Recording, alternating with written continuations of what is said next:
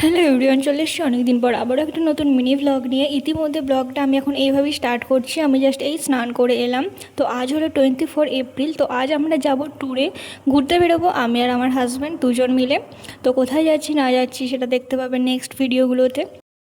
এখন বাজছে 12:29, প্রায় 12:30 বাজতে চাই। আমরা লাঞ্চ করে বেরোবো। আর এই হলো আমাদের ট্রলি। একটা ট্রলিতে আমাদের দুজনের প্যাকিং হয়ে গেছে। ঘুরতে যাব বলে 3টে জিন্স অর্ডার করেছিলাম মিন্ত্রা থেকে, তার মধ্যে 2টো অনেক আগেই চলে এসেছিলো আর আজকে আর একটা এলো। তো চলো প্যাকেটটা ওপেন করি আর তোমাদের সাথে শেয়ার করি।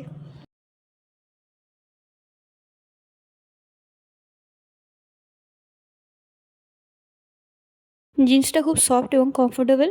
আমি মিন্ত্রা থেকে 3টে জিন্স নিলাম, 3টে জিন্সই খুব সুন্দর। তো আমি একবার পরে ট্রায়ালও দিয়ে দিলাম, ঠিকঠাকই আছে।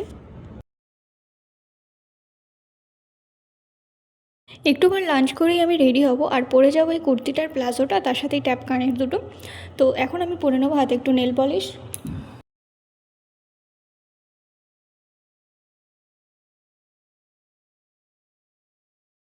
কি নেল পালিশ করছু?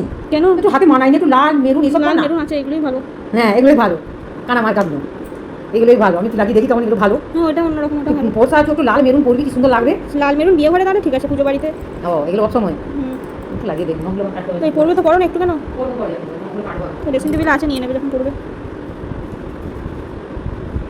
মা বা শাশুড়ি মারা যেরকম হন, তো শুনলে নিশ্চয়ই মা কি বললো। মা বলছে কি নীল পালিশ পরছিস, এগুলো লাল মেরুন এইসব পরতে পারতিস তো। এদিকে আমি একদম রেডি হয়ে গেছি, এরপর আমরা বেরোবো।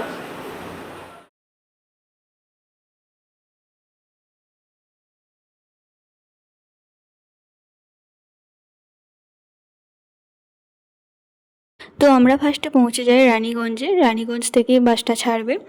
আর এই হলো আমাদের বাস, যে বাসে আমরা এক্ষুনি চেপে পড়বো।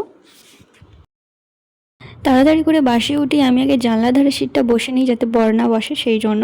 এরকম হয়তো অনেকেই আছো বাসে জানলা ধারে সিটে বসতে খুব পছন্দ করো। তারপর বাসে ওঠার পর স্ন্যাক্স তো দিয়েই দিয়েছিল, ভুজিয়া, কেক, বিস্কুট, মাজা। তারপর রাত 9:30-10টার দিকে একটা হোটেলে দাঁড় করিয়ে সবাইকে ডিনার করানো হয়। আর হোটেলটা দেখতে ঠিক বনলতার মতো ছিল। তারপর আর কি সারা রাতের জার্নি, এখন প্রায় ভোর হয়ে গেছে, ঘুমও ভেঙে গেছে। বাসে কি আর সেভাবে ঘুম হয়? তো ভোরবেলার এটা হচ্ছে প্রাকৃতিক দৃশ্য। এখনও অনেকটা রাস্তা যেতে হবে, তাই একটা পাম্পে ক্যাফে ছিল, সেই পাম্পটাই দাঁড় করানো হয়। তাই সবাই সকালে চা কফি খেয়ে নেয়। আমিও 1 কাপ কফি আর 1 প্যাকেট লেস নিয়েছিলাম। তারপর আমাদের জার্নি আবার স্টার্ট হয়। আমরা ফার্স্টে উঠেছিলাম শিলিগুড়িতে একটা হোটেলে।